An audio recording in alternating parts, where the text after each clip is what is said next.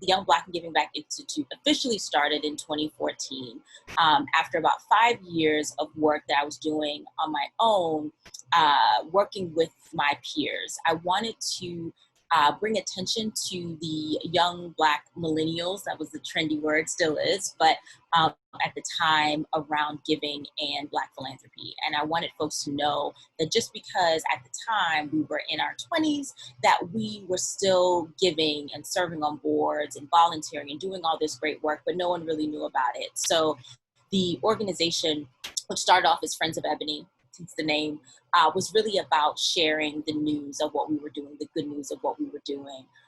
And so fast forward to 2014, I wanted to really formalize that work. And so we began through the Young Black and Giving Back Institute as a nonprofit, doing trainings and workshops and intentional convenings with other young Black folks around the country, who would describe themselves as professionals, advocates, change makers, community leaders who are doing the work. And we provided spaces, safe spaces for us to be able to have conversations that weren't happening in other places. And so that's what we've been doing for the past 6 years. And so here we are now, at this really pivotal moment. And the day itself started really in 2017. We wanted to fundraise every August in parallel to Black Philanthropy Month. We always do, that's sort of our annual fundraising month. And so 2017 was such a great year for us. We were able to raise $4,000 with individual donors, as most of our support has come from individuals. We said, why keep this to ourselves? Why don't we open the door? Our fundraising team had this really great idea to do one day of giving. And so in 2018, we decided to give it a shot. It really started, we kind of just sort of, threw our nets out, see what we would get back in a really guerrilla kind of way. And it worked. It worked really well the first year. We had 112 organizations. They raised not a whole bunch, but they raised enough for us to really think that, wait, this can actually work. So fast forward to 2019, we were able to get a partner in Mighty Cause, who is the platform for Give 828 Day.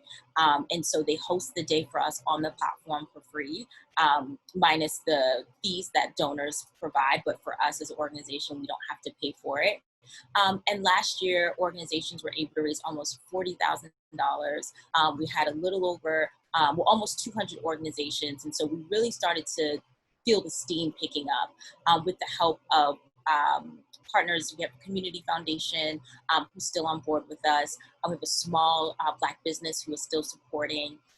And so this year, given everything that's happened from the pandemic to, as I mentioned earlier, sort of the racial tension, folks are looking for organizations to really give to. And so I'm really, really excited to share that we have officially 452 Black-led, Black benefiting organizations, just shy of our 500 organization goal. But I can say that in addition to those 452, there are a little over 200 organizations and individuals that are doing supporting fundraising campaigns. So altogether, when donors go on, they can search organizations and individual campaigns that net to about 650 or so. So there's a lot of giving that's going to go on Friday and a lot of options that people have. So the day itself is really a day to celebrate the organizations that are on the ground doing work that are often overlooked by large foundations and institutional philanthropy. And it's a way for them to be able to get their friends and their donors, and then for those who are just looking to support Black organizations to be able to find them.